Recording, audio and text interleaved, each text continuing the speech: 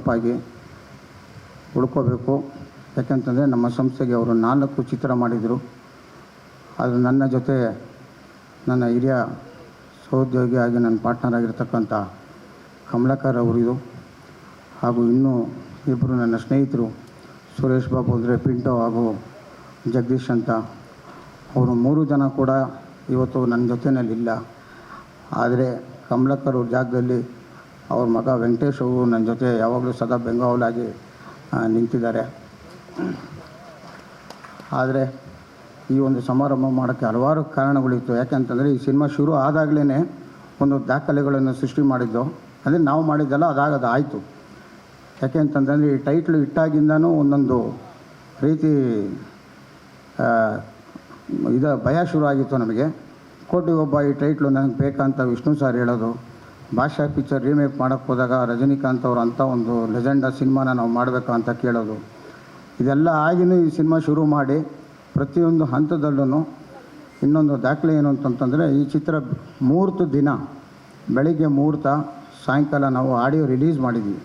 ಇದು ಯಾವ ಚಿತ್ರರಂಗದಲ್ಲೂ ಇವತ್ತಿನವರೆಗೂ ಯಾರೂ ಮಾಡದೇ ಇರತಕ್ಕಂಥ ಒಂದು ದಾಖಲೆ ಇದು. ಆವತ್ತು ಸಾಯಂಕಾಲ ಆಡಿಯೋ ರಿಲೀಸ್ ಆಗಿ ಆಗಿನ ಕಾಲಕ್ಕೆ 1 ಲಕ್ಷ ಕ್ಯಾಸೆಟ್ಟು ಬಿಡುಗಡೆ ಆಯಿತು ಅಂತೇಳಿ ಬಿಡುಗಡೆ ಆಗೋ ದಿನ ಸಾಯಂಕಾಲ ಪ್ಲಾಟಿನಮ್ ಡಿಸ್ಕ್ ಫಂಕ್ಷನ್ ಮಾಡಿದ್ದೀವಿ. ಅಂಥ ಒಂದು ದಾಖಲೆ ಇರತಕ್ಕಂಥ ಚಿತ್ರ 25 ವರ್ಷ ಆದಮೇಲೆ ಒಂದು ಫಂಕ್ಷನ್ ಮಾಡೋಣ ಅಂತ ಅಂದ್ಕೊಂಡು ನಾನು ನಮ್ಮ ಸ್ನೇಹಿತರು ಹಾಗೂ ನಮ್ಮ ವೆಂಕಟೇಶ್ ಎಲ್ಲರೂ ಸೇರ್ಕೊಂಡು ಪ್ಲ್ಯಾನ್ ಮಾಡಿ ಈ ಸಮಾರಂಭನ ನಾವು ಆಯೋಜಿಸಿದ್ವಿ. ಆದರೆ ವಿಷ್ಣು ಸರ್ ಬಗ್ಗೆ ಮಾತಾಡೋದಕ್ಕೆ ಇವತ್ತು ನಮಗೆ ಸೂಕ್ತ ವ್ಯಕ್ತಿ ಅಂತ ನಮಗೆ ಚಿತ್ರರಂಗದಲ್ಲಿ ಅನಿಸಿದ್ದು ನಮ್ಮ ದೇವರಾಜ್ ಸರು. ಯಾಕೆಂತಂದರೆ ಅವ್ರ ಜೊತೆ ಒಂದು ಅತ್ಯುತ್ತಮವಾದ ಒಡನಾಟ. ಹಾಗೆ ಉಪೇಂದ್ರರವರು ಯಾವಾಗಲೂ ನಮ್ಮ ಸ್ನೇಹಲೋಕ ಬಳಗದಲ್ಲಿ ವಿಷ್ಣು ಸರ್ ಜೊತೆ ಯಾವಾಗಲೂ ಇರ್ತಿದ್ದರು. ಅದೇ ರೀತಿ ಇನ್ನೊಂದು ಏನು ಅಂತಂದರೆ, ನೆಲಮಂಗಲ ರೂಪಾ ಥಿಯೇಟ್ರಲ್ಲಿ ವಿಷ್ಣು ಸರ್ ಕಟೌಟ್ಗೇ ಹಾರ ಹಾಕಿ ಹಾಲಭಿಷೇಕ ಮಾಡತಕ್ಕಂಥ ನಮ್ಮ ಗಣೇಶ್ ಅವರು. ಇವರೆಲ್ಲರ ಜೊತೆ ಇವತ್ತು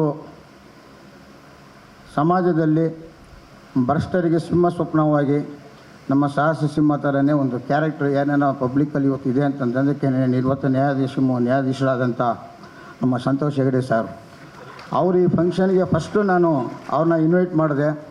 ಯಾಕೆ ಅಂತಂತಂದರೆ, ನಾನು ಉಪೇಂದ್ರ ಅವ್ರನ್ನ ಇನ್ವೈಟ್ ಮಾಡಿದಾಗ ಅವ್ರಿಗೆ ತಕ್ಕನಾಗಿ ಒಬ್ರು ಯಾರನ್ನ ಇರಬೇಕಲ್ಲ ಅಂದಾಗ ನನಗೆ ಕಾಣಿಸಿದ್ದು ಸಂತೋಷ್ ಹೆಗಡೆ ಸರ್. ಯಾಕೆ ಅಂತಂತಂದರೆ, ಇವತ್ತು ಉಪೇಂದ್ರ ಅವರು ಒಂದು ಸತ್ಯ ಘಟನೆಗಳನ್ನ ಇಟ್ಕೊಂಡು ಜನಕ್ಕೆ ಇವತ್ತು ಸತ್ಯವಾದ ಒಂದು ವಿಷಯಗಳನ್ನ ಅವರ ಇದ್ರ ಮುಖಾಂತರ ಹೇಳ್ತಾ ಇದ್ದಾರೆ. ಅಂಥ ವ್ಯಕ್ತಿಗಳ ಜೊತೆ ಸಂತೋಷ್ ಹೆಗಡೆ ಅವರು ಇರಬೇಕು ಅನ್ನೋದೇ ನನ್ನ ಆಸೆ ಇತ್ತು. ಸೊ ಅವ್ರನ್ನ ಫಸ್ಟು ಕಾಂಟ್ಯಾಕ್ಟ್ ಮಾಡಿ ಅವರು ಸಿಗ್ತಾರೋ ಇಲ್ಲೋ ಕೈಗೆ ಅಂದ್ಕೊಂಡಿದ್ದೆ ಸಂತೋಷ್ ಹೆಗಡೆ ಸರ್ ಬಗ್ಗೆ. ಆದರೆ ಒಂದು ಫೋನ್ ಕಾಲ್ ಮಾಡಿದ ತಕ್ಷಣ ನೀವು ಈಗ ಬರೋಕ್ಕಾಗುತ್ತಾ ಅಂತ ಕೇಳಿದ್ರು. ಸರ್ ಖಂಡಿತ ಬರ್ತೀನಿ ಸರ್ ಅದೇ. ನಾನು ನಿಜವಾಗ್ಲೂ ಅವ್ರೊಂದು 2-3 ದಿನ ಆಗುತ್ತೆ ಅಪಾಯಿಂಟ್ಮೆಂಟ್ ಕೊಡೋಕ್ಕೆ ಅಂತ ಅಂದ್ಕೊಂಡೆ. ಆದರೆ ಅವರು ನನಗೆ 2 ನಿಮಿಷದಲ್ಲಿ ನೀವು 6 ಗಂಟೆಗೆ ಬನ್ನಿ ಮನೇಲಿ ಇರ್ತೀನಿ ಅಂತಂದರು. ಅವರು ಎಷ್ಟು ಸಾದಾ ವ್ಯಕ್ತಿ ಆಗಿದ್ರು ಅಂತಂದರೆ, ಮನೆಗೆ ಹೋದಾಗ ನನ್ನ 10 ನಿಮಿಷದ ಮೇಲೂ ಕೂರಿಸಲಿಲ್ಲ. ಆಯಿತು, ಏನು ಮಾಡಬೇಕು, ಈ ಥರ ಒಂದು ಕಾರ್ಯಕ್ರಮ ಯಾರು ಬರ್ತಾಯಿದ್ದಾರೆ ಸರ್, ನೀವು ಒಪ್ಕೊಂಡ್ರೆ ನಾನು ಈ ಥರ ದೇವರಾಜ್ ಸರ್ ಹತ್ರ ಮಾತಾಡಿದ್ದೀನಿ, ಉಪೇಂದ್ರ ಹತ್ರ ಮಾತಾಡಿದ್ದಿಲ್ಲ, ಖಂಡಿತ ನಾನು ಬರ್ತೀನಿ. ಅವರಿಗೆಲ್ಲೋ ಒಂದು ವಿಷಯದಲ್ಲಿ ಅವ್ರು ಎಷ್ಟು ಸೂಕ್ಷ್ಮವಾಗಿದ್ದಾರೆ ಅಂತಂದರೆ, ನಿನ್ನೆ ಬೆಳಿಗ್ಗೆ ನನಗೆ ಕಾಲ್ ಮಾಡಿದ್ರು. ಅವ್ರಿಗೆ ಏನಾಗೋಯ್ತು, ನಿನ್ನೆ ನಾವು ಫಂಕ್ಷನ್ ಮಾಡ್ತಾಯಿದ್ವಿ ಅಂತಂದ್ಬಿಟ್ಟು ನಿನ್ನೆ ಬೆಳಿಗ್ಗೆನೇ ನನಗೆ ಫೋನ್ ಮಾಡಿ, ಇವತ್ತಲ್ವಾ ಪ್ರೋಗ್ರಾಮ್? ಇಲ್ಲ ಸರ್, ನಾಳೆ ಪ್ರೋಗ್ರಾಮ್. ಖಂಡಿತ ನೀವು ಗಾಡಿ ಕಳಿಸ್ಬೇಡಿ, ಏನೂ ಮಾಡಬೇಡಿ, ನಾನು ಕ್ಲೀನಾಗಿ 11 ಗಂಟೆಗೆ ಅಲ್ಲಿ ಇರ್ತೀನಿ ಅಂತೇಳಿ ಅವರು ನೇರವಾಗಿ ಈ ಫಂಕ್ಷನಿಗೆ ಬಂದಿರೋದಕ್ಕೆ ಅವ್ರನ್ನ ವೇದಿಕೆಗೆ ನಾನು ಸ್ವಾಗತ ಮಾಡ್ತಾಯಿದ್ದೀನಿ. ದಯವಿಟ್ಟು ವೇದಿಕೆಗೆ ಬರಬೇಕು ಅಂತಂತೇಳಿ ನಾನು ಕೇಳ್ಕೊತಾ ಇದ್ದೀನಿ.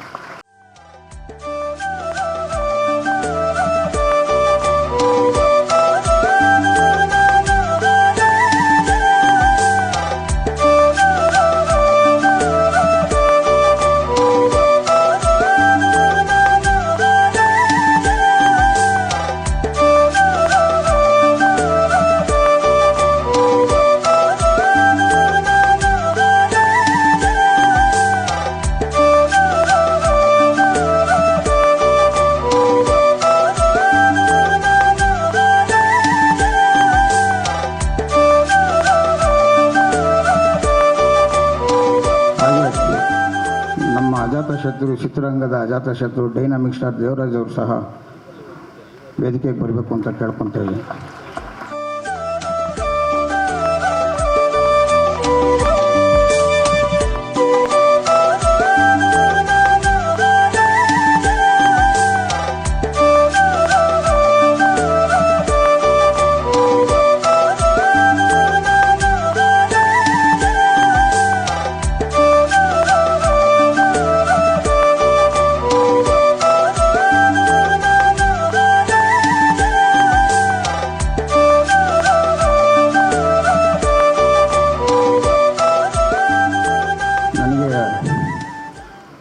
ಲಕ್ಕಿ ಸ್ಟಾರ್ಗಳು ಇವತ್ತು ಬಂದಿದ್ದಾರೆ ವೇದಿಕೆಗೆ. ಯಾಕೆಂತಂದರೆ 1991ರಲ್ಲಿ ನಾವು ಹಾಗೂ ನನ್ನ ಮಿತ್ರ ಆರ್ ಎಸ್ ಗೌಡ ಇಬ್ಬರು ಸೇರಿ ನಿರ್ಮಿಸಿದ ತರ್ಲೆ ನನ್ನ ಮಗ ಚಿತ್ರ. ಅದಕ್ಕೆ ನಿರ್ದೇಶಕರಾಗಿ ಚಿತ್ರರಂಗಕ್ಕೆ ಪರಿಚಯ ಮಾಡೋದು ಅನ್ನೋದಕ್ಕಿಂತ ಪರಿಚಯಿಸ್ಕೊಂಡಿದ್ರು ಅವರು ಆಲ್ರೆಡಿ. ಅಂಥವ್ರನ್ನ ನಮ್ಮ ಬ್ಯಾನರಲ್ಲಿ ಡೈರೆಕ್ಟ್ರು ಮಾಡಿ ಅದೇ ರೀತಿ 10-11 ವರ್ಷ ಕಳೆದ ಮೇಲೆ ನಮ್ಮ ಬ್ಯಾನರಲ್ಲಿ ಅವರ ಶ್ರೀಮತಿಯವ್ರನ್ನ ನಾಯಕ ನಟಿಯಾಗಿ ವಿಷ್ಣು ಸಾರ್ ಜೊತೆ ಪರಿಚಯ ಮಾಡಿದ ಹೆಗ್ಗಳಿಕೆ ಅದು ನಮಗೆ ಸೇರಬೇಕು. ಅವರಿಬ್ಬರೂ ದಯವಿಟ್ಟು ವೇದಿಕೆಗೆ ಬರಬೇಕು ಅಂತೇಳಿ ನಾನು ಕೇಳ್ಕೊತಾ ಇದ್ದೀನಿ.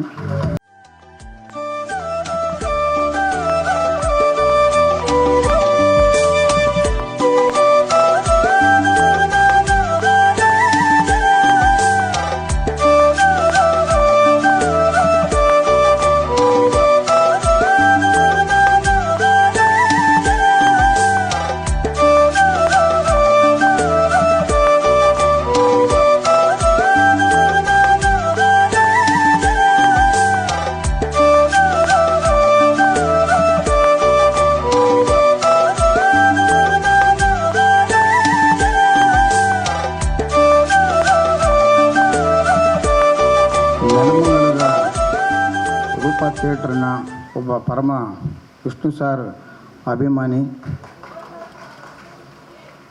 ಕನ್ನಡ ಚಿತ್ರರಂಗಕ್ಕೆ 40 ವರ್ಷಗಳ ಗೋಲ್ಡನ್ ಎರಾ ವಿಷ್ಣುವರ್ಧನ್ ಸಾರ್. ಅದೇ ರೀತಿ ನಮ್ಮ ಚಿತ್ರರಂಗಕ್ಕೆ ಗೋಲ್ಡನ್ ಸ್ಟಾರ್ ಅಂತ ಪರಿಚಯಗೊಂಡು ಹಲವಾರು ಯಶಸ್ವಿ ಚಿತ್ರಗಳನ್ನು ಕೊಟ್ಟು ಈ ಫಂಕ್ಷನಿಗೆ ಕರೆದಾಗ ನಾನು ಸಾರ್ ಫಂಕ್ಷನ್ಗೆ ನೀವು ಬರೀ ಫೋನಲ್ಲಿ ಹೇಳಿದ್ರೆ ಸಾಕು ನಾನು ಬರ್ತೀನಿ ಅಂತ ಹೇಳಿ ಇವತ್ತು ಈ ಕಾರ್ಯಕ್ರಮಕ್ಕೆ ಬಂದಿದ್ದಾರೆ. ದಯವಿಟ್ಟು ಅವರು ಕೂಡ ನಾನು ವೇದಿಕೆಗೆ ಸ್ವಾಗತ ಮಾಡ್ತೀನಿ. ನಾಗಣ್ಣವರು ಅವ್ರನ್ನ ಬಿಟ್ಕೊಡ್ಬೇಕು ಅಂತ ಹೇಳ್ಕೊತಾ ಇದ್ದೀನಿ.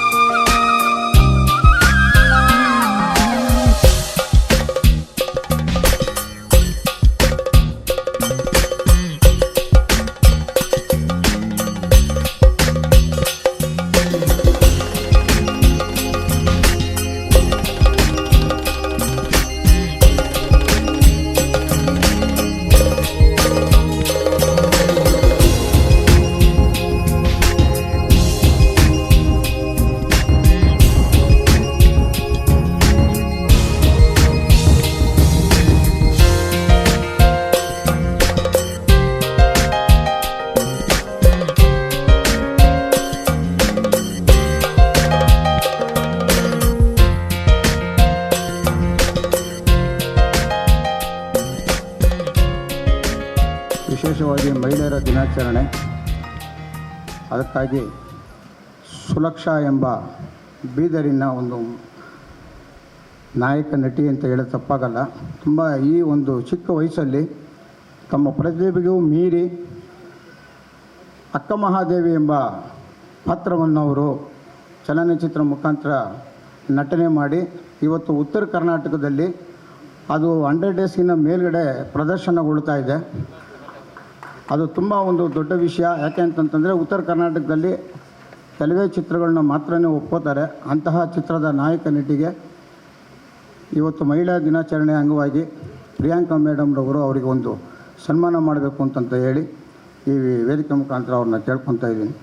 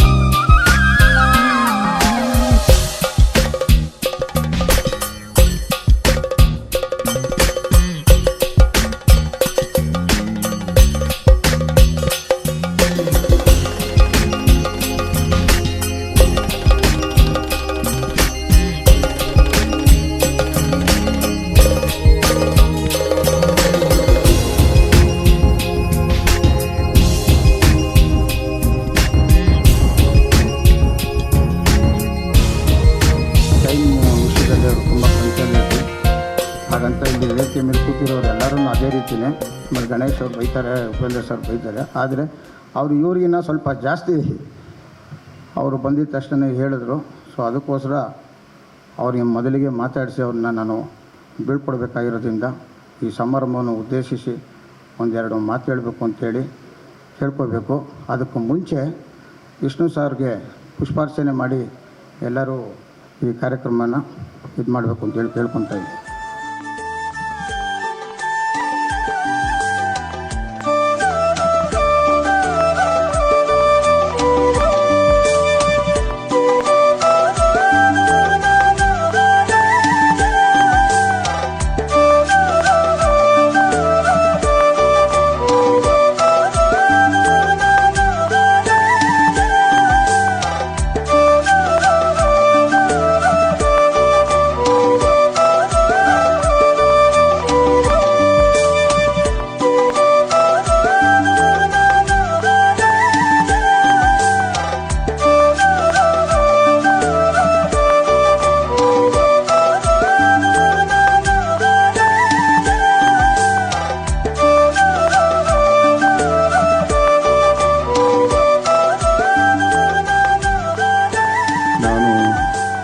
ಸಿನಿಮಾದ ಬಗ್ಗೆ ಹೆಚ್ಚು ಮಾತಾಡುವವನಲ್ಲ.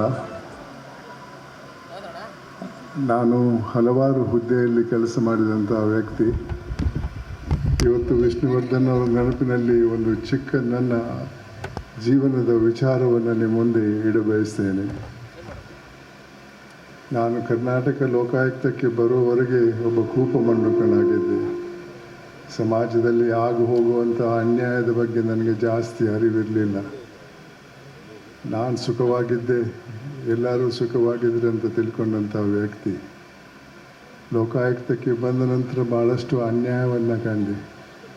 ಇದು ಯಾಕೆ ಈ ರೀತಿ ಆಗ್ತಾ ಇದೆ ಅಂತ ನನ್ನಲ್ಲೇ ನಾನು ಚರ್ಚೆ ಮಾಡಿದಾಗ ನನಗೆ ಅನಿಸಿದ್ದು, ಇದು ವ್ಯಕ್ತಿಗಳ ತಪ್ಪಲ್ಲ, ಇದು ಸಮಾಜದ ತಪ್ಪು. ನಾನು ಚಿಕ್ಕವನಾಗಿದ್ದಾಗ ಅಂಥ ಸಮಾಜದಲ್ಲಿದ್ದೆ. ಆ ಸಮಾಜ ಒಳ್ಳೆ ಕೆಲಸ ಮಾಡಿದ್ದವ್ರನ್ನ ಗುರುತಿಸಿ ಪುರಸ್ಕರಿಸ್ತಾ ಇತ್ತು, ತಪ್ಪು ಮಾಡಿದ್ದವ್ರಿಗೆ ಶಿಕ್ಷೆ ಕೊಡ್ತಾ ಇತ್ತು. ಅದು ಕೋರ್ಟ್ ಶಿಕ್ಷೆ ಅಲ್ಲ. ನನ್ನ ಗ್ರಾಮದಲ್ಲಿ ಯಾರಾದರೂ ತಪ್ಪು ಮಾಡಿದರೆ ಜೈಲಿಗೆ ಹೋಗಿದ್ರೆ ನನ್ನ ಪೋಷಕರು ಹೇಳ್ತಾಯಿದ್ರು, ಆ ಮನೆ ಹತ್ತಿರ ಹೋಗಬೇಡ ಅಂತ. ಆ ಬಹಿಷ್ಕಾರ ದೊಡ್ಡ ಶಿಕ್ಷೆ ಆಗಿತ್ತು. ಅದು ತಪ್ಪು ಮಾಡುವವನಿಗೆ ಮಾತ್ರ ಅಲ್ಲ, ಆತನ ಕುಟುಂಬದ ಸದಸ್ಯರಿಗೂ ಆಗ್ತಾ ಇತ್ತು. ಆ ಹಿನ್ನೆಲೆಯಲ್ಲಿ ಇವತ್ತಿನ ಪರಿಸ್ಥಿತಿ ಕಂಡರೆ ಅದರಲ್ಲಿ ಭಾಳಷ್ಟು ಬದಲಾವಣೆ ಬಂದಿದೆ. ಇವತ್ತಿನ ಸಮಾಜ ಬರೀ ಶ್ರೀಮಂತಿಕೆ ಮತ್ತು ಅಧಿಕಾರವನ್ನು ಪೂಜಿಸುವಂಥ ಸಮಾಜ. ಈ ಸಮಾಜದಲ್ಲಿ ಪ್ರಾಮಾಣಿಕರಿಗೆ ಬೆಲೆ ಇಲ್ಲ. ಇದೇ ರೀತಿ ನಾವು ಮುಂದುವರೆದರೆ, ಇದೇ ರೀತಿ ಸಮಾಜ ಮುಂದುವರೆದರೂ ಕೂಡ ನನ್ನ ಅನಿಸಿಕೆಯಲ್ಲಿ ಈ ದೇಶದಲ್ಲಿ ಭಾಳಷ್ಟು ಅನ್ಯಾಯ ಆಗಬಹುದು.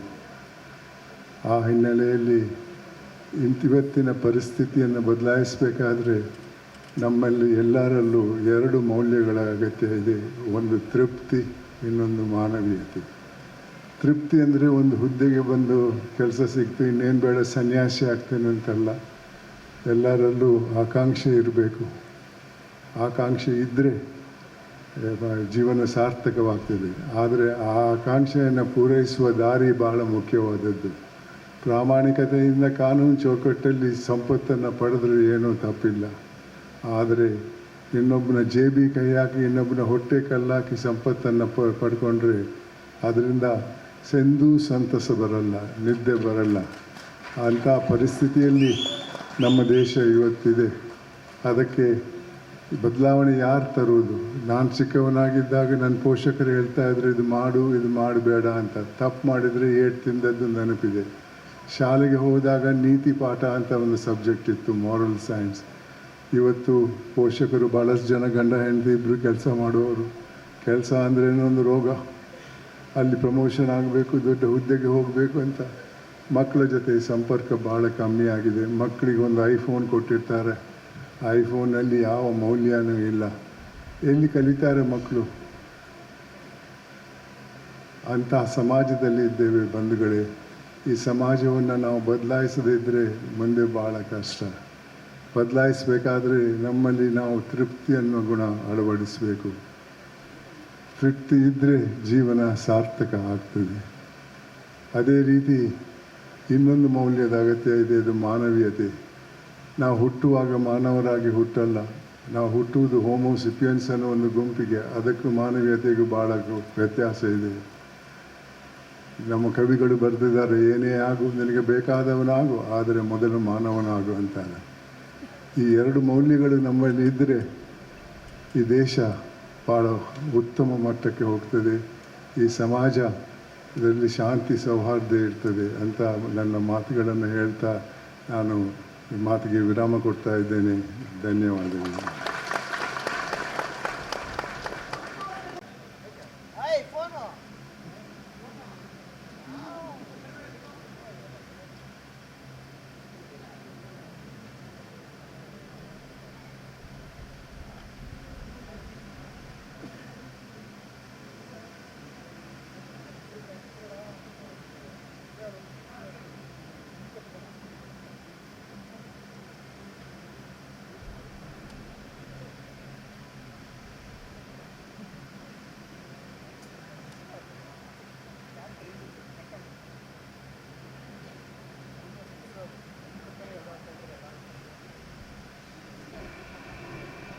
ಎಲ್ಲ ಗಂಡಸರು ಆಡಳಿತ ಆಯಿತು. ನಾವು ಮಹಿಳೆಯರ ದಿನಾಚರಣೆ ದಿನ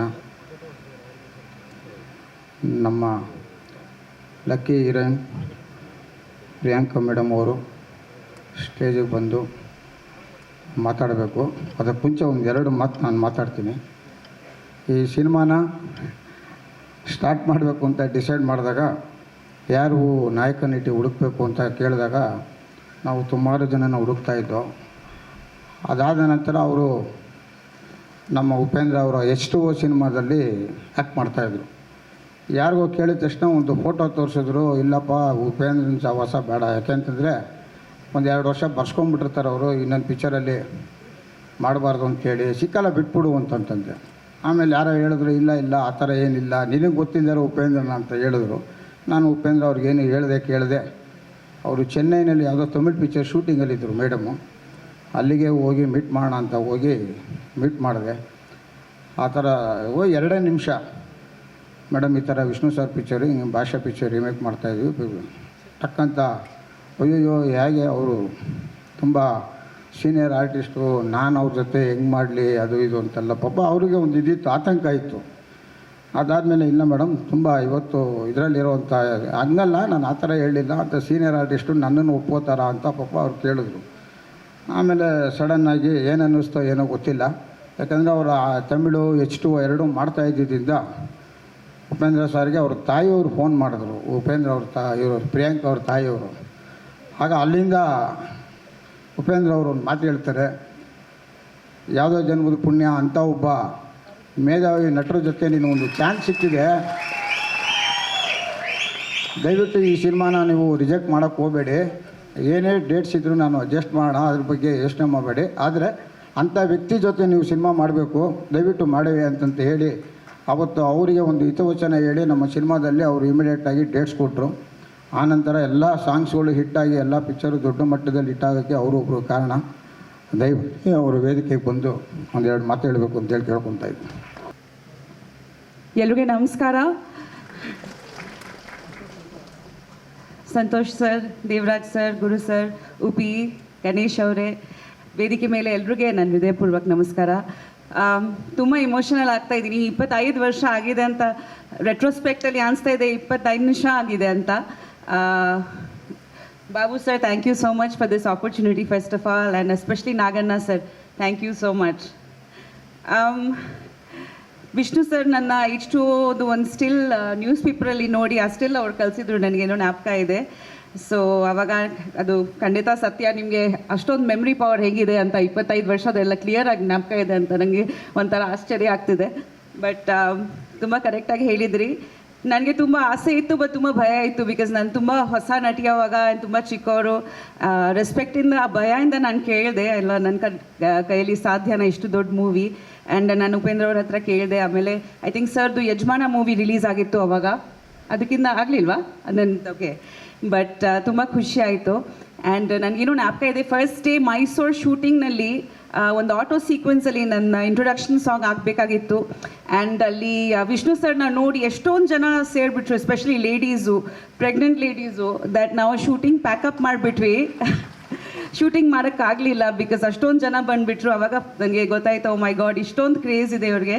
ಆ್ಯಂಡ್ ಅಷ್ಟೊಂದು ಒಳ್ಳೆ ಮನಸ್ಸು ಆ್ಯಕ್ಚುಲಿ, ಬಿಕಾಸ್ ನಾನು ತಾಯಿ ದರ್ಶನ ಮಾಡಬೇಕು ಅಂತ ಅಂದ್ಕೊಂಡಿದ್ದೀನಿ ಸರ್ ಅಂತ. ಆಮೇಲೆ ಹೇಳಿದರು, ನೀವು ಅಂದ್ಕೊಳ್ಳೋದು ಬೇಡ, ತಾಯಿ ನಿಮಗೆ ಕರಿಬೇಕು, ಆವಾಗ ನೀವು ಹೋಗೋದು ದರ್ಶನಕ್ಕೆ ಅಂತ ಹೇಳಿದರು. ಸೊ ಆ ಚಾಮುಂಡಿ ತಾಯಿ ಬ್ಲೆಸ್ಸಿಂಗ್ಸು ದಟ್ ನನ್ನ ಈ ಮೂವಿ ನನಗೆ ಸಿಕ್ತು ಕೋಟಿಗೊಮ್ಮ ನನ್ನ ಫಸ್ಟ್ ರಿಲೀಸ್ ಆ್ಯಕ್ಚುಲಿ ಕನ್ನಡದಲ್ಲಿ. ಈವೊಂದು H2O ಶೂಟಿಂಗ್ ಮುಂಚೆ ಸ್ಟಾರ್ಟ್ ಆಗಿತ್ತು. ಸೊ 100 ಡೇಸ್ ಆಗಿ ಇವತ್ತು 25 ವರ್ಷ ಆಗಿ ತಿರ್ಗಾ ರಿಲೀಸ್ ಮಾಡ್ತಾ ಇದ್ದೀರಾ ಅಂತ ಕೇಳಿ ತುಂಬ ಖುಷಿ ಆಯಿತು. ನಿಜವಾಗ್ಲೂ ತುಂಬ ಇಮೋಷ್ನಲ್ ಆಗ್ತಾ ಇದ್ದೀನಿ. And thank you so much, ನೀವೆಲ್ಲರೂ ಬಂದು ಇನ್ನೂ ಈ ಮೂವಿನ ಇಷ್ಟು ಇಷ್ಟಪಡ್ತೀರಾ, ಹಾಡುಗಳು ಇನ್ನೂ ಟಿ ವಿಯಲ್ಲಿ ಬರುತ್ತೆ, ನಾವು ಕೇಳಿ ಖುಷಿ ಪಡ್ತೀವಿ ಅಂತ ತುಂಬ ತುಂಬ ಸಂತೋಷ ಆಗ್ತಿದೆ.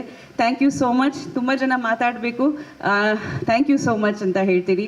ಆ್ಯಂಡ್ ಹೀಗೆ ನಿಮ್ಮ ಸಪೋರ್ಟ್ ಕನ್ನಡ ಚಲನಚಿತ್ರ ಮೇಲೆ ಇರಲಿ ಅಂತ ಕೇಳ್ಕೊಂಡು ಒಂದು ನಮಸ್ಕಾರ. Thank you. ಎಲ್ರಿಗೂ ನಮಸ್ಕಾರ. ವೇದಿಕೆ ಮೇಲಿರ್ತಕ್ಕಂಥ ಹಿರಿಯ ನ್ಯಾಯಾಧೀಶರು Santosh Hegde sir, Devaraj sir, Upendra sir, Ganesh sir, ನಮ್ಮ ಫ್ಯಾಮಿಲಿಯವರಾದ ಪ್ರಿಯಾಂಕಾ ಮೇಡಮ್, ಕಲ್ಯಾಣ್ ಅವರೇ, ಹಾಗೂ ನಮ್ಮ ಸ್ನೇಹಿತರು ಗುರುದತ್ ಅವರೇ, ಎಲ್ರಿಗೂ ನನ್ನ ನಮಸ್ಕಾರಗಳು. ಶಿಸ್ತಂದರೆ ವಿಷ್ಣು ಸಾರ್ ಅಂದರೆ ಶಿಸ್ತು. ಆ ಶಿಸ್ತಿನ ಅಭಿಮಾನಿಗಳ ಸಿಪಾಯಿಗಳು ನೀವು, ನಿಮಗೆ ನನ್ನ ನಮಸ್ಕಾರಗಳು.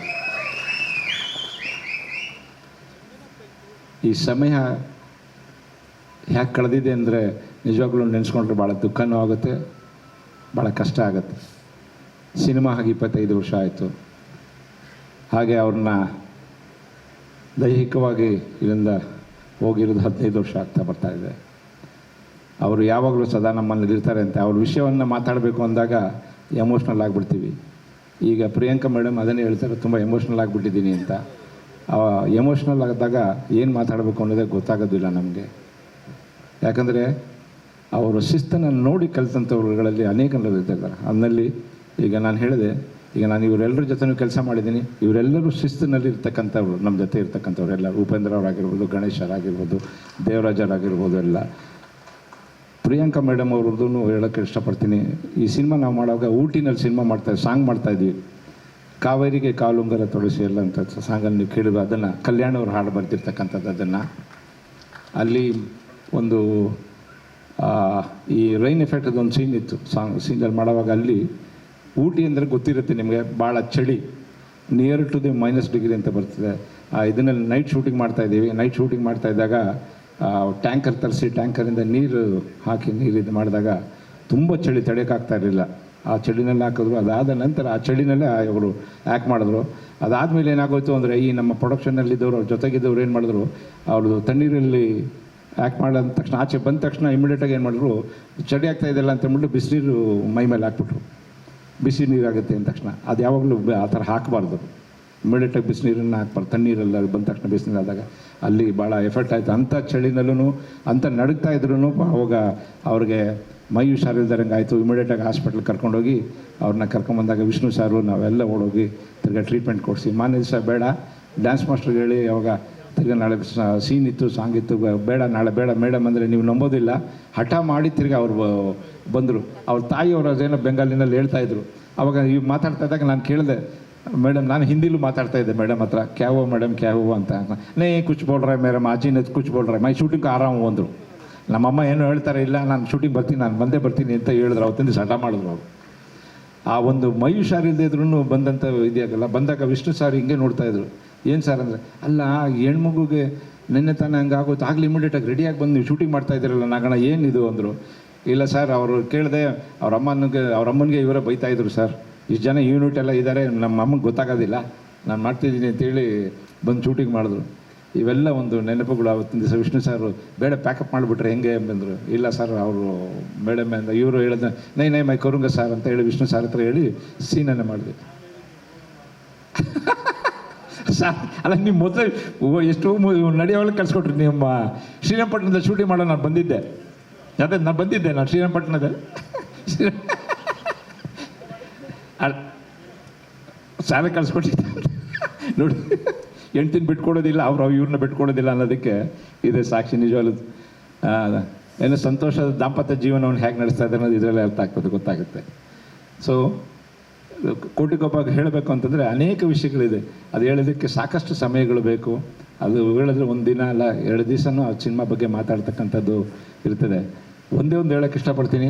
ಕೋಟಿಗೊಬ್ಬ ಸಿನಿಮಾ ಮಾಡಬೇಕು ಅಂದಾಗ ಈಗಾಗಲೇ ಹೇಳಿದ್ರು ಬಾಬು ಅವರು, ಭಾಷಾ ಅಂತ ಸಿನಿಮಾ ಮಾಡ್ತೀವಿ ಅಂತ.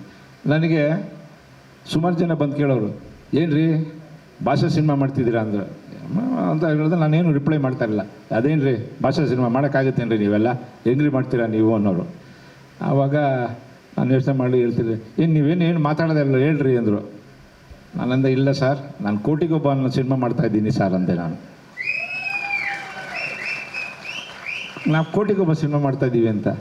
ಅದು ಆ ಸಿನಿಮಾ ಆಗಿದ್ದು ಒಂದು ಇತಿಹಾಸ ಅಂತ ಈಗಾಗಲೇ ಬಾಬು ಅವರು ಹೇಳಿದ್ದಾರೆ. 51 ದಿವಸದಲ್ಲಿ ಸಿನಿಮಾವನ್ನು ಮಾಡಿದ್ವಿ ನಾವು. 51 ಡೇಸಲ್ಲಿ ಸಿನಿಮಾವನ್ನು ಮುಗಿಸಿದ್ವಿ ನಾವು. 114ನೇ ದಿವಸದಲ್ಲಿ ಸಿನಿಮಾ ರಿಲೀಸ್ ಮಾಡಿದ್ದೀವಿ.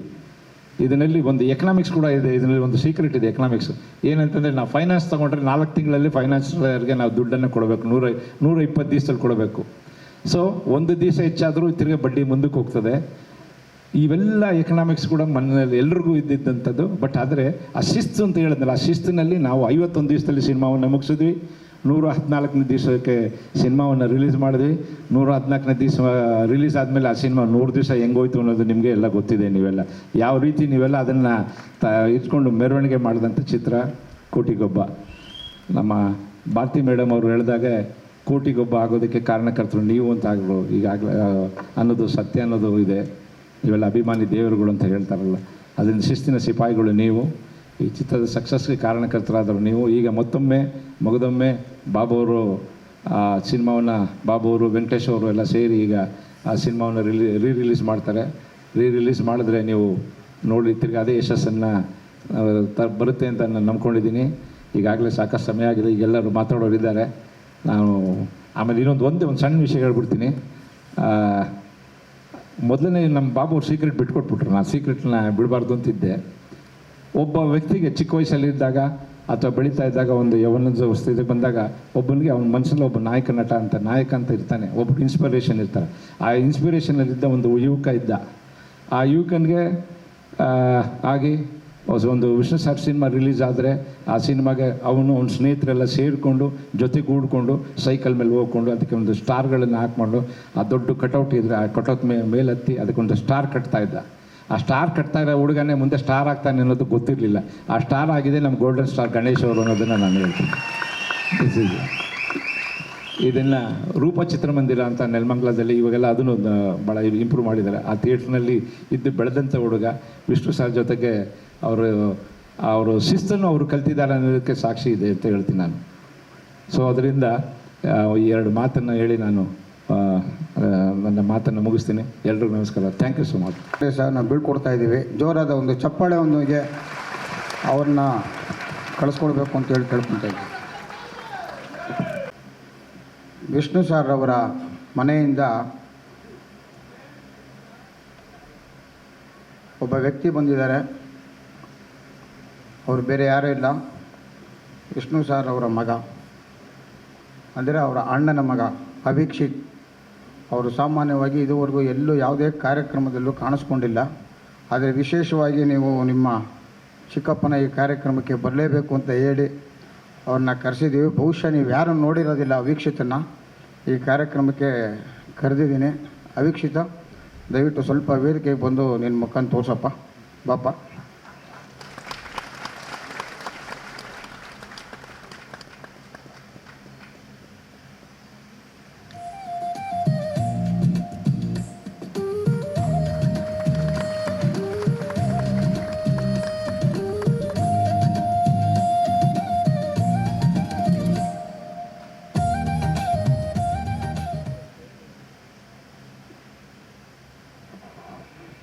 ಮುಂದೆ ನಮ್ಮ ಚಿತ್ರದ ಸಾಹಿತಿಗಳಾದಂಥ ಕೆ ಕಲ್ಯಾಣ್ರವರು ಒಂದೆರಡು ಮಾತಾಡಬೇಕು. ಯಾಕೆಂದರೆ ಉಪೇಂದ್ರ ಅವ್ರನ್ನ, ಗಣೇಶ್ ಅವ್ರನ್ನ ದೇವರ ಸ್ಥಾನ ಕೊನೆಯಲ್ಲಿ ಇಟ್ಕೋಬೇಕು, ಇಲ್ಲಾಂದರೆ ನೀವೇ ಎದ್ದು ಹೋಗ್ಬಿಡ್ತೀರ ಸ್ವಾಮಿ. ಅದಕ್ಕೋಸ್ಕರ ನಾನು ಸ್ವಲ್ಪ ಲೇಟ್ ಮಾಡ್ತಾಯಿದ್ದೀನಿ, ಬೈಕೋಬೇಡಿ. ಗಣೇಶ್ ಸರ್ ಗೊತ್ತಿದೆ ನಿಮ್ಮ ಪ್ರೋಗ್ರಾಮ್ ಇದೆ, ನಾನು ಕಳಿಸ್ಕೊಡ್ತೀನಿ. ವೇದಿಕೆಯಲ್ಲಿರುವ ಎಲ್ಲ ಗುರು ಹಿರಿಯರಿಗೂ ಸೂಪರ್ ಸ್ಟಾರ್ಸ್ಗೂ ನಮಸ್ಕಾರ. ಇಲ್ಲಿ ನಡೆದಿರುವ ಎಲ್ಲ ಸೂಪರ್ ಸ್ಟಾರ್ಸ್ಗೂ ನಮಸ್ಕಾರ. ಸಾಮಾನ್ಯವಾಗಿ ಅಭಿಮಾನಿಗಳು ಕಲಾವಿದರ ಕೈ ಹಿಡಿತಾರೆ, ಕಲಾವಿದರು ತಾಯಿ ಸರಸ್ವತಿಯ ಕಾಲು ಹಿಡಿತಾರೆ, ತಾಯಿ ಸರಸ್ವತಿ ಅಭಿಮಾನಿಗಳ ಹೃದಯದಲ್ಲೇ ನಗ್ತಾ ಇರ್ತಾಳೆ. ಹಾಗಾಗಿ ಅಭಿಮಾನಿಗಳು ಕಲಾವಿದರು ಸರಸ್ವತಿಯ ಮಧ್ಯ ಇಂಥ ಒಂದು ಕೊಂಡಿ ಇರುವಾಗ ಯಾವುದೇ ರೀತಿಯ ಗುಂಡಿಗಳಿಲ್ಲ, ಯಾವುದೇ ಗ್ಯಾಪ್ ಇಲ್ಲ. ವಿಷ್ಣು ಸರ್ ಅವರ ಅನೇಕ ಸಿನಿಮಾಗಳಿಗೆ ಅನೇಕ ಹಾಡುಗಳನ್ನು ಬರೆಯುವಂಥ ಒಂದು ದೊಡ್ಡ ಸೌಭಾಗ್ಯ ನನಗೆ ಈ ಜನ್ಮದಲ್ಲಿ ಸಿಕ್ಕಿದೆ. ಅದರಲ್ಲಿ ಈ ಕೋಟಿಗೊಬ್ಬದ ಎಲ್ಲ ಹಾಡುಗಳನ್ನ ಬರೆಯುವ ಈ ಒಂದು ಇದಕ್ಕೆ ಕಾರಣಕರ್ತರಾದ ಸೂರಪ್ಪ ಬಾಬು ಅವ್ರಿಗೆ, ನಾಗಣ್ಣ ಸರ್ಗೆ, ಮ್ಯೂಸಿಕ್ ಡೈರೆಕ್ಟರ್ ದೇವಾರ್ ಅವ್ರಿಗೆ, ಇಡೀ ಚಿತ್ರತಂಡಕ್ಕೆ ನಾನು ಯಾವಾಗಲೂ ಋಣಿಯಾಗಿರ್ತೀನಿ. ಇದರಲ್ಲಿ ಒಂದು ವಿಷಯ ನಾನು ಹೇಳ್ಬೋದು, ಹೇಳ್ತಾ ಹೋದರೆ 24 ಗಂಟೆಗಳ ಕಾಲ ಕೂಡ ವಿಷ್ಣು ಸಾರ್ ಜೊತೆಗಿನ ಒಡನಾಟದ ಬಗ್ಗೆ ಮಾತಾಡಿದ್ರು ಇನ್ನೂ ಎಷ್ಟೋ ಉಳಿದಿರುತ್ತೆ. ಒಂದೇ ಒಂದು ಮಾತು ನಾನು ಹೇಳ್ಬೋದು, ಎಷ್ಟೋ ಸಂದರ್ಭಗಳಲ್ಲಿ ಖಾಸಗಿಯಾಗಿಯೂ ನನಗೆ ಒಬ್ಬ ತಾಯಿಯಾಗಿ ನನ್ನ ಜೊತೆ ನಿಂತವರು, ತಂದೆಯಾಗಿ ನಿಂತವರು, ಎಷ್ಟೋ ವಿಷಯಗಳಲ್ಲಿ ಗುರುವಾಗಿ ನಿಂತವರು, ಈಗ ದೇವರಾಗಿ ನಿಂತವರು. ಈ 4 ಪಾತ್ರಗಳನ್ನು ನಿಭಾಯಿಸಿದಂಥ ವಿಷ್ಣು ಸಾರ್ ಜೊತೆಗಿದ್ದಾಗ ನನಗನ್ಸಿದ್ದು ಒಂದು ಮಾತು, ದಾನಗಳಲ್ಲಿ ಶ್ರೇಷ್ಠ ದಾನ ಅಂದರೆ ಅದು ಸಮಾಧಾನ ಅಂತ. ಆಮೇಲೆ ವಾದಗಳಿಗಿಂತ ಆಶೀರ್ವಾದ ಮುಖ್ಯ ಅಂತ. ಈ 2 ವಿಷಯ ನನಗೆ ಯಾವಾಗಲೂ ಅವ್ರ ಜೊತೆಗೆ ಅವ್ರು ನೆನೆಸ್ಕೊಂಡಾಗಲ್ಲ ನನ್ನ ಮನಸ್ಸಿಗೆ ಬರುತ್ತೆ. ದಾನಗಳಲ್ಲಿ ಶ್ರೇಷ್ಠ ದಾನ ಸಮಾಧಾನ, ವಾದಗಳಿಗಿಂತ ಆಶೀರ್ವಾದ ಮುಖ್ಯ ಅಂತ. ಈ ಎಲ್ಲ ಗುಣಗಳನ್ನು ಮೈಗೂಡಿಸ್ಕೊಂಡಂಥ ಆ ಮಹಾನ್ ಭಾವರ ಈ ಸಿನಿಮಾ 25 ವರ್ಷ ಪೂರೈಸಿದ್ದನ್ನು ಮತ್ತೆ ಹಬ್ಬವಾಗಿ ಆಚರಿಸ್ತಿರುವಂಥ ಇಡೀ ಚಿತ್ರತಂಡಕ್ಕೆ ಮತ್ತೊಮ್ಮೆ ಶುಭಾಶಯ ಹೇಳ್ತಾ, ನಿಮ್ಮೆಲ್ಲರ ಆಶೀರ್ವಾದ ಸದಾಕಾಲ ಇರಲಿ ಅಂತ ಬೇಡ್ಕೊಂಡು ಮತ್ತೊಮ್ಮೆ ಎಲ್ಲ ಸೂಪರ್ ಸ್ಟಾರ್ಸ್ಗೂ ನಮಸ್ಕಾರ ಹೇಳ್ತಾ, ಸೂಪರ್ ಸ್ಟಾರ್ಗೂ ನಮಸ್ಕಾರ. ಅವ್ರ ಮಗ ಗುರುದತ್ತು ಒಂದೆರಡು ಮಾತಾಡಬೇಕು ಅಂತ ಕೇಳ್ಬೋದು.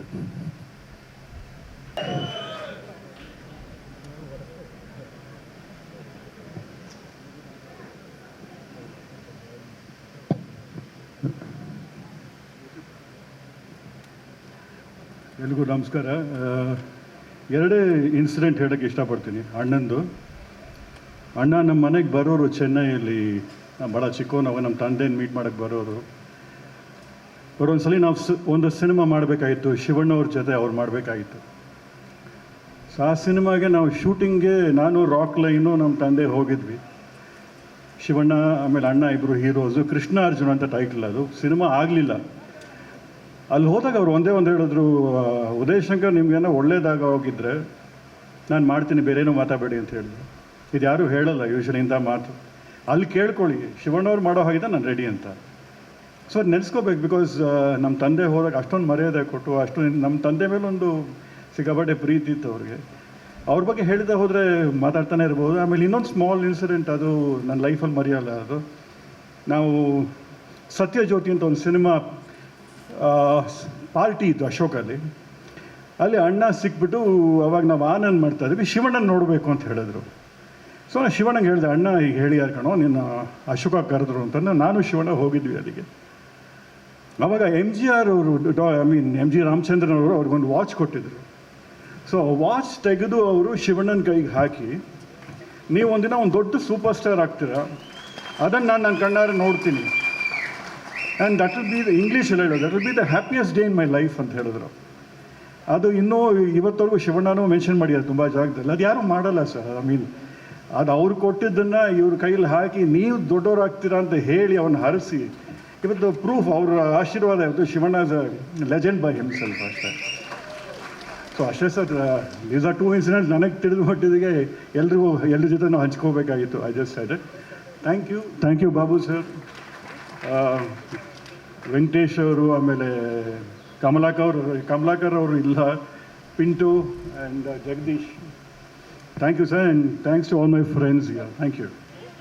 ಅದು ಯಾವುದೇ ಕಾರ್ಯಕ್ರಮ ಇರಲಿ, ಸಿನಿಮಾ ಇರಲಿ, ನನ್ನನ್ನು ಬಹುಶಃ ನೀವು ಯಾವುದಕ್ಕೂ ನನ್ನನ್ನು ಆಗಲ್ಲ ಅಂತ ಹೇಳಿರೋ ಮಾತೇ ಇಲ್ಲ. ನಾನು ನಮ್ಮ ಕಂಪ್ನಿನಲ್ಲಿ ನೀವು ನಟಿಸಿರ್ತಕ್ಕಂಥ ಚಿತ್ರಗಳಾಗ್ಬೋದು, ಇಲ್ಲ ನಾನು ನನ್ನ ಪರ್ಸ್ನಲ್ ಕಾರ್ಯಕ್ರಮಕ್ಕೆ ಮಗಳು ಮದುವೆ ಕರೆಯೋಕ್ಕೆ ಬಂದಾಗ ಆಗ್ಬೋದು, ಇಲ್ಲ ಈ ಕಾರ್ಯಕ್ರಮಕ್ಕಾಗ್ಬೋದು, ಯಾವುದೇ ವಿಷಯಕ್ಕೆ ನಾನು ಬಂದಾಗ ಒಂದು ಕಾಫಿ ಕೊಟ್ಬಿಟ್ಟು ಏನು ಬಾಬು ಇಷ್ಟೇ, ಇದು ಬಿಟ್ಟರೆ ನೆಕ್ಸ್ಟ್ ಮಾತೇ ಇಲ್ಲ ನಿಮ್ಮ ಹತ್ರ. ನಿಮಗೆ ನಾವು ಯಾವ ರೀತಿ ಕೃತಜ್ಞತೆ ಹೇಳಬೇಕು ಗೊತ್ತಿಲ್ಲ. ಈ ಸಮಾರಂಭಕ್ಕೆ ಬಂದಿದ್ದಕ್ಕೆ ನನ್ನ ಪರವಾಗಿ ಹಾಗೂ ನನ್ನ ವೆಂಕಟೇಶ್ ಪರವಾಗಿ ನಾಗಣ್ಣ ಪರವಾಗಿ ಸಮಸ್ತ ಚಿತ್ರತಂಡದ ಪರವಾಗಿ ನಿಮಗೆ ಕೃತಜ್ಞತೆಗಳು. ದಯವಿಟ್ಟು ತಾವು ವಿಷ್ಣು ಸರ್ ಬಗ್ಗೆ ಎಲ್ಲ ಗೊತ್ತಿದೆ ಅಂತಂದರೆ ಅವ್ರ ಬಗ್ಗೆ ಒಡನಾಟ, ಬಾಂಬೆನಲ್ಲಿ ನೀವು 10 ದಿನಗಳ ಕಾಲ ಅವ್ರ ಜೊತೆ ಇದ್ದಂಥದ್ದು. ಯಾಕಂದರೆ ಇದುವರೆಗೂ ವಿಷ್ಣು ಸರ್ ಬಗ್ಗೆ ನೀವು ಎಲ್ಲೂ ಮಾತೇ ಆಡಿಲ್ಲ. ಎಲ್ಲರೂ ಮಾತಾಡಿದ್ದಾರೆ ಯೂಟ್ಯೂಬಲ್ಲಿ ಅಲ್ಲಿ ಇಲ್ಲೆಲ್ಲ ನೋಡಿದ್ದೀನಿ. ಬಟ್ ವಿಷ್ಣು ಸರ್ ಬಗ್ಗೆ ಮಾತಾಡೋಕ್ಕೆ ಇವತ್ತು ಚಿತ್ರರಂಗದಲ್ಲಿ ಅವರ ಒಂದು ಸಮಕಾಲೀನರಲ್ಲಿ ನೀವು ಮೊದಲಿಗರಾಗ್ತೀರಿ ಅಂತ ನನ್ನ ಅನಿಸಿಕೆ. ದಯವಿಟ್ಟು ತಾವು ಒಂದೆರಡು ಮಾತು ಹೇಳಬೇಕು ಅಂತೇಳಿ ಕೇಳ್ಕೊತಾ ಇದ್ದೀನಿ. ಓಕೆ, ಇವತ್ತು ನಿಜವಾಗ್ಲೂ ಒಂದು ಸಂತೋಷ ತಂದಿರತಕ್ಕಂಥ ವಿಷಯ ನನಗೆ. ಯಾಕೆಂದರೆ ಇದೇ ಸಿನಿಮಾ 100 ದಿವಸ ಆಚರಿಸಿದಾಗ ಚೌಡಯ್ಯ ಮೆಮೋರಿಯಲಲ್ಲಿ ಬಾಬಾ ಒಂದು ಫಂಕ್ಷನ್ ಮಾಡಿದರು. ಆ ದಿನ ನೆನಪಾಗ್ತಾ ಇದೆ ನನಗೆ. ಇದೇ ಥರ ವೇದಿಕೆ ಮೇಲೆ ನಾವು ವಿಷ್ಣುವರ್ಧನ್ ಸರು, ಪ್ರಿಯಾಂಕಾ ಮೇಡಮ್ ಎಲ್ಲ ಕೂತಿದ್ವಿ. ಆವತ್ತು ಅನೇಕ ಸಂತೋಷ ವಿಷಯಗಳನ್ನ ಹಂಚ್ಕೊಂಡಿದ್ವಿ. ಆ ದಿನ ನನಗೆ ಇವತ್ತು ನೆನಪಾಗ್ತಾ ಇದೆ ಇಲ್ಲಿ ವೇದಿಕೆ ಮೇಲೆ ಕೂತಾಗ. ವಿಷ್ಣು ಸರ್ ಜೊತೆಯಲ್ಲಿ ಪ್ರಯಾಣ ದೊಡ್ಡ ಪ್ರಯಾಣ ನಂದು. ಸುಮಾರು ಒಂದು 30-35 ವರ್ಷದ ಪ್ರಯಾಣ. ನಾನು ಮೊದಲನೇ ಸಲ ಅವ್ರನ್ನ ಭೇಟಿಯಾಗಿದ್ದು ಜನನಾಯಕ ಚಿತ್ರದಲ್ಲಿ. ದೇವನಹಳ್ಳಿಯಲ್ಲಿ ಅಂಗಡಿ ಬೀದಿಯಲ್ಲಿ ಶೂಟಿಂಗ್ ನಡೀತಾ ಇತ್ತು. ಆವತ್ತೇ ಮೊದಲನೇ ಸಲ ನಾನು ಅವ್ರನ್ನ ಭೇಟಿಯಾಗಿದ್ದು, ಅವ್ರ ಜೊತೆಯಲ್ಲಿ ಆ್ಯಕ್ಟ್ ಮಾಡಿದ್ದು ಕೂಡ ಸಹ ಆವತ್ತೇ. ಆವತ್ತು ಶುರುವಾಗಿದ್ದ ಪಯಣ ಹಾಗೆ ಸಹ ಕಲಾವಿದನಾಗಿ ಅವ್ರ ಜೊತೆಯಲ್ಲಿ ನೆಗೆಟಿವ್ ಕ್ಯಾರೆಕ್ಟರ್ಗಳು ಮಾಡ್ತಾ, ಪ್ಯಾರಲಲ್ ಹೀರೋ ಆಗಿ ಮಾಡ್ತಾ, ಎಲ್ಲ ಥರದ ಪಾತ್ರಗಳು ಮಾಡಿಕೊಂಡು ಅವರು ತಮ್ಮನಾಗಿ ಪಾತ್ರಗಳು ಮಾಡಿ ಎಲ್ಲ ಥರದ ಪಾತ್ರಗಳನ್ನ ಮಾಡಿ 30 ವರ್ಷ ಜೀವನಗಳು ಸಾಗಿಸಿದ್ದೀವಿ. ಅವರಿಂದ ಕಲ್ತಿದ್ದು ಬಹಳಷ್ಟು ಇದೆ.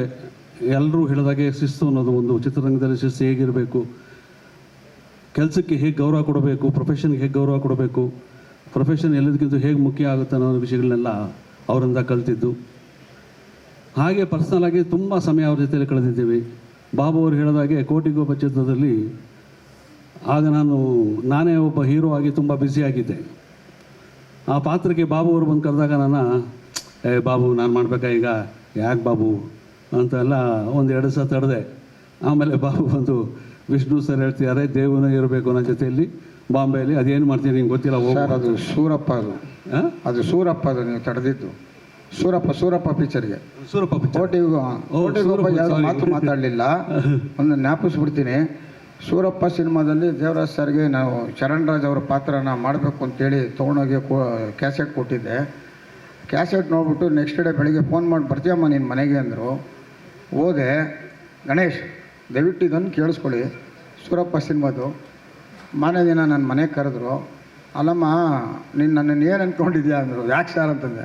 ವಿಷ್ಣು ಸ್ಟಾರ್ ಸ್ಟ್ಯಾಚ್ಯೂನ ನಾನು ಹೋಗಿ ಹೊಡೆಯೋದಂತೆ, ಹೊಡೆದ್ಬಿಟ್ಟು ನನಗೆ ಥಿಯೇಟ್ರಲ್ಲಿರೋರೆಲ್ಲ ನನ್ನನ್ನು ಬೈಯೋದಂತೆ. ಇದು ಬೇಕಮ್ಮ ನನಗೆ, ಯಾವುದೇ ಕಾರಣಕ್ಕೂ ನೀನು ದಯವಿಟ್ಟು ಈ ಪಾತ್ರನ ನಾನು ಮಾಡಲ್ಲ ಅಂಥೇಳಿ ವಿಷ್ಣು ಸರ್ ಮೊಬೈಲ್ನ 1 ವಾರ ಅವಾಯ್ಡ್ ಮಾಡೋದು. ಆಮೇಲೆ ನಾನು ಹೇಳ್ಬಿಟ್ಟೆ. ಅದಕ್ಕೆ ವಿಷ್ಣು ಸರ್ಗೆ ಇವರೇ ಫೋನ್ ಮಾಡಿ, ಸರ್ ನೀವೇನು ಪಾತ್ರ ಕೊಟ್ಟರು ನಾನು ಮಾಡ್ತೀನಿ, ನಿಮ್ಮ ಸ್ಟ್ಯಾಚ್ಯೂನ ಹೊಡೆದು ಥಿಯೇಟ್ರಲ್ಲಿ ಬೇರೆಯವ್ರನ್ನೆಲ್ಲ ಕರೀತಾರೆ ಸರ್, ಬೇಡ ಸರ್ ಅಂಥೇಳಿ ಆ ಪಿಕ್ಚರಲ್ಲಿ ತಪ್ಪಿಸ್ಕೊಂಡ್ರು. ಆದರೆ ನೆಕ್ಸ್ಟ್ ಇಮಿಡಿಯೇಟಾಗಿ ಕೋಟಿಗೊಬ್ಬ ಸಿನಿಮಾದಲ್ಲಿ ಏನೂ ಮಾತಾಡದೆ ಬಾಂಬೆಗೆ ಬಂದು ಆ ಪಾತ್ರನ ಮಾಡಿಕೊಟ್ರು. ಅದು ಅವ್ರ ಬಗ್ಗೆ ಇದ್ದಂಥ ಒಂದು ಪ್ರೀತಿ, ಒಂದು ಗೌರವ, ಅದರಿಂದ ಆ ರೀತಿ ಪಾತ್ರ ಮಾಡೋದಕ್ಕೆ ನಾನು ಒಪ್ಕೊಂಡಿರಲಿಲ್ಲ. ಅವರು ಮೊದಲು ಒಬ್ಬ ಸೀನಿಯರ್ ಹೀರೋ, ಒಬ್ಬ ಸೂಪರ್ ಸ್ಟಾರ್ ಆಗಿದ್ದಾಗ ನಾನು ಅವ್ರ ಜೊತೆಯಲ್ಲಿ ಒಬ್ಬ ವಿಲನ್ನ ಕೆಲಸ ಮಾಡ್ತಿದ್ದಾಗ ಮೆಲ್ಲಿಗೆ ಪರಿಚಯ ಆಗಿ ಸ್ನೇಹ ಬೆಳೀತು. ಆ ಸ್ನೇಹ ಎಷ್ಟು ಮಟ್ಟಿಗೆ ಹೋಯಿತು ಅಂದರೆ, ಅವರಿಗೆ ನಾನು ಇಡೀ ಚಿತ್ರರಂಗದ ಪ್ರಯಾಣದಲ್ಲಿ ನನಗೆ ಒಬ್ಬ ದೊಡ್ಡಣ್ಣನ ಥರನೇ ಇದ್ದರು. ಅವರು ಅಷ್ಟೇ ಪ್ರೀತಿಯಿಂದ ನೋಡ್ಕೋತಾ ಇದ್ದರು. ನಾವೆಲ್ಲರೂ ಒಟ್ಟಿಗೆ ಒಂದು 2-3 ವರ್ಷ ಕಾಲ ಕಲಾವಿದರ ಸಂಘದ ಕಮಿಟಿಯಲ್ಲಿದ್ವಿ. ವಿಷ್ಣು ಸರ್ ಅವರು ಅಧ್ಯಕ್ಷರಾಗಿದ್ದರು, ನಾನು ಸೆಕ್ರೆಟರಿ ಆಗಿದ್ದೆ. ಆಗ ವಾರನೂ ಮೀಟ್ ಮಾಡ್ತಾಯಿದ್ವಿ, ಮೀಟಿಂಗ್ಗಳಿಗೆ ಅದಕ್ಕೆ ಇದಕ್ಕೆ ಅಂತ. ಅದು ಮೀಟ್ ಮಾಡ್ತಾಯಿದ್ವಿ ನಾವೆಲ್ಲೂ ಅಲ್ಲ, ಅವ್ರ ಮನೆಯಲ್ಲೇ.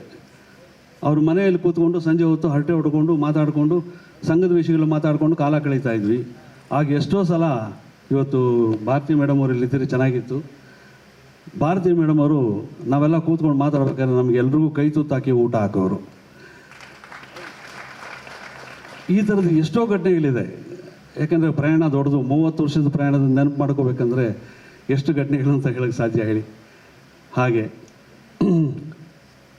ಅವ್ರ ಜೊತೆಯಲ್ಲಿ ಹಬ್ಬ ಸಿನಿಮಾದಲ್ಲಿ ಕಳೆದಾಗ ಅದು ನಿಜವಾಗ್ಲೂ ನಮ್ಮ ಜೀವನದಲ್ಲಿ ಆ ಚಿತ್ರದಲ್ಲಿ ನಟಿಸಿದಂಥ ನಾವು 5 ಜನ ನಾಯಕರು, ವಿಷ್ಣು ಸರು, ಅಂಬರೀಷ್ ಅವರು, ನಾನು, ಶಶಿಕುಮಾರು, ರಾಮಕುಮಾರ್ ಅವರು, ಆ 45 ದಿವಸ ಒಂದು ಹಬ್ಬದ ವಾತಾವರಣದಲ್ಲಿ ನಾವೆಲ್ಲರೂ ಒಟ್ಟಿಗೆ ಅಣ್ಣ ತಮ್ಮಂದ್ರೆ ಅನ್ನೋ ರೀತಿಯಲ್ಲಿ ಆ ಚಿತ್ರೀಕರಣದಲ್ಲಿ ಭಾಗವಹಿಸಿದ್ದೀವಿ ನಾವು.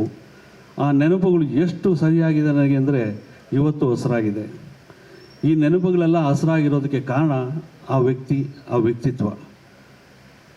ಯಾವುದೇ ಒಬ್ಬ ವ್ಯಕ್ತಿಯಲ್ಲಿ ಅವ್ರನ್ನ ನೋಡಿದ ಕೂಡಲೇ ನಮಗೆ ಯಾರಪ್ಪ ಇವರು, ಅವ್ರಿಗೆ ಗೌರವ ಕೊಡಬೇಕು, ಇವ್ರನ್ನ ಮಾತಾಡಿಸ್ಬೇಕು ಅನ್ನೋ ಭಾವನೆಗಳೆಲ್ಲ ಬರುತ್ತೆ. ಆ ಭಾವನೆಗಳೆಲ್ಲ ಬರೋದು ಇಂಥ ಕೆಲವು ವ್ಯಕ್ತಿಗಳು ನೋಡಿದಾಗ ಮಾತ್ರ. ನಾವು ಅಂಥ ವ್ಯಕ್ತಿಗಳ ಜೊತೆಯಲ್ಲಿ ಎಲ್ಲ ಸಮಯದಲ್ಲೂ, ಊಟದ ಸಮಯದಲ್ಲೂ, ಇನ್ನೊಂದು ಸಮಯದಲ್ಲೂ, ಗೆಳೆತನದಲ್ಲಿ ಅಣ್ಣ ತಮ್ಮಂದರಾಗಿ ಕಾಲ ಕಳೆದಾಗ ಆ ಪ್ರಯಾಣನ ವಿವರಿಸೋದು ಬಹಳ ಕಷ್ಟ ಆಗುತ್ತೆ. ಅದೆಲ್ಲ ಭಾವನೆಗಳು ನನ್ನ ಮನಸ್ಸಲ್ಲಿದೆ. ಅದಕ್ಕೆ ಅವ್ರ ಜೊತೆಲಿ ಕಳೆದಂಥ ಕಾಲ ಯಾವಾಗಲೂ ನನ್ನ ಮನಸ್ಸಲ್ಲಿ ಹಸಿರಾಗಿರುತ್ತೆ.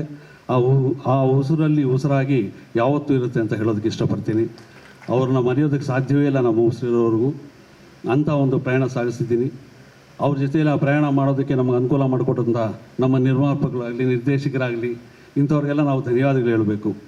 ಅಂಥ ಕಲಾವಿದರಲ್ಲಿ ನಮ್ಮ ಕೆಲಸ ಮಾಡೋದಕ್ಕೆ ಅವಕಾಶ ಮಾಡಿಕೊಟ್ಟಿದ್ದಕ್ಕೆ, ಅದೆಲ್ಲ ಮಾಡಿ ಆ ಪ್ರಯಾಣ ಮಾಡಿದ್ದಕ್ಕೆ ಇವತ್ತು ನಿಮ್ಮ ಮುಂದೆ ನಿಂತಿದ್ದೀನಿ. ನಿಮ್ಮ ಮುಂದೆ ನಿಂತು ನಿಮಗೆ ಧನ್ಯವಾದಗಳು ಹೇಳ್ತೇನೆ. ನಿಮ್ಮ ಅಭಿಮಾನಕ್ಕೆ, ಪ್ರೀತಿಗೆ ಸದಾ ಹೀಗೆ ಇರಲಿ ಅಂತ ಕೇಳಿಕೊಂಡು ನನ್ನ ಮಾತು ಮುಗಿಸ್ತೀನಿ. ಇನ್ನು ಉಪೇಂದ್ರ ಅವರು, ಗಣೇಶ್ ಅವರು ಇದ್ದಾರೆ.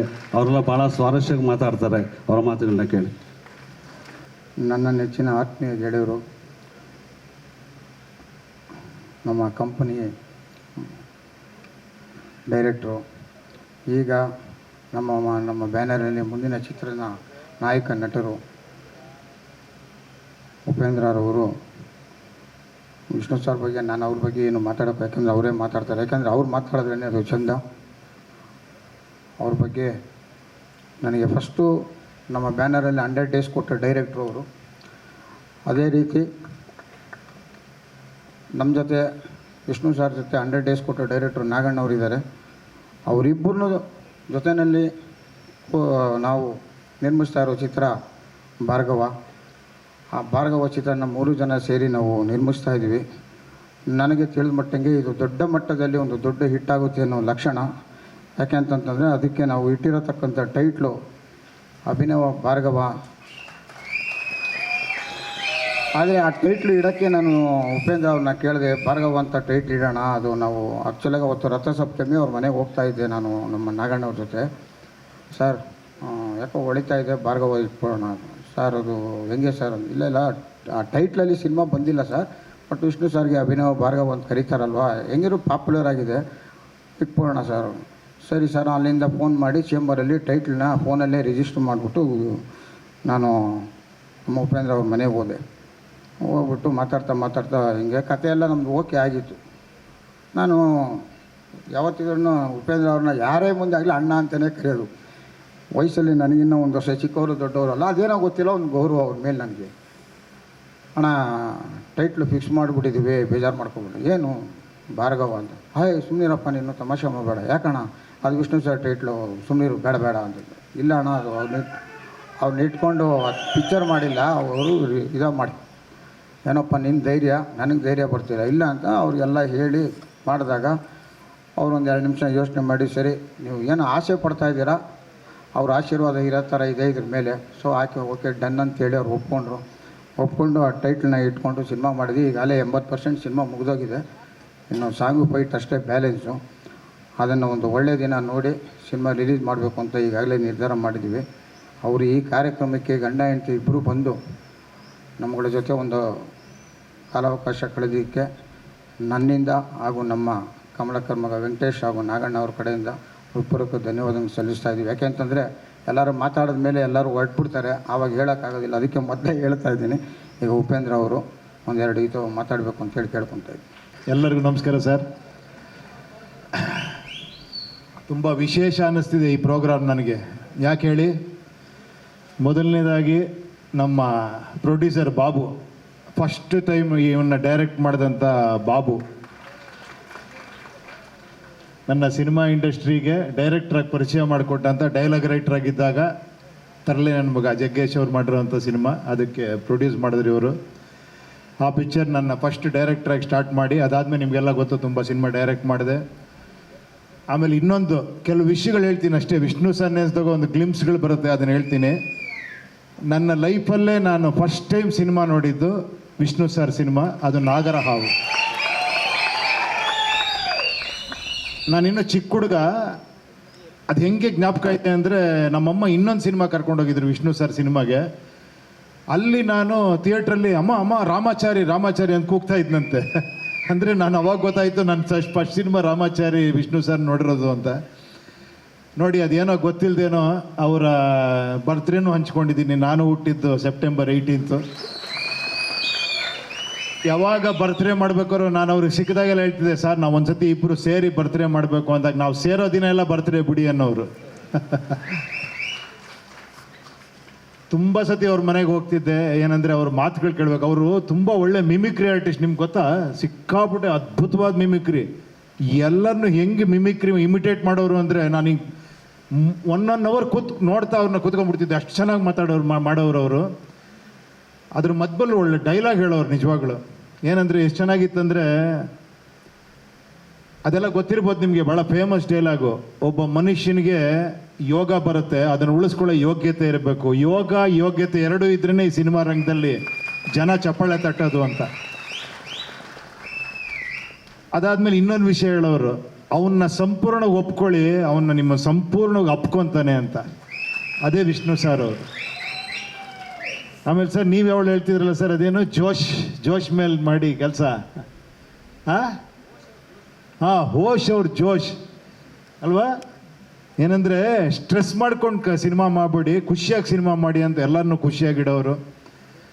ಒಂದೇ ಒಂದು ಭಾಳ ವಿಶೇಷ ನನಗೆ ಯಾವಳು ಅನ್ಸೋದೇನೆಂದರೆ, ಸಿನಿಮಾಲಿ ಆಡಿಯನ್ಸ್ ಹೋಗಿ ಪಿಕ್ಚರ್ ನೋಡಿ ಒಬ್ಬ ಸ್ಟಾರಿಗೆ ಅಭಿಮಾನಿ ಆಗ್ತಾರೆ, ಅದು ಮಾಮೂಲಿ.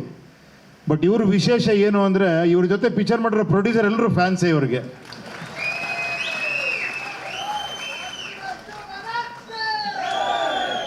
ಆಮೇಲೆ ಇಲ್ಲಿ ನಿಮ್ಮ ಬಗ್ಗೆ ಒಂದು ವಿಶೇಷ ಹೇಳಬೇಕು ಅಂದರೆ, ನನ್ನ ಲೈಫಲ್ಲಿ ನೋಡಿಲ್ಲ ಒಬ್ಬ ಕಟೌಟ್ಗೆ ನೀವು ಹಾಕ್ತಿದ್ದಂಥ ಇದಿದೆಯಲ್ಲ ಹಾರಗಳು, ಯಾರಿಗೂ ಹಾಕಿಲ್ಲ.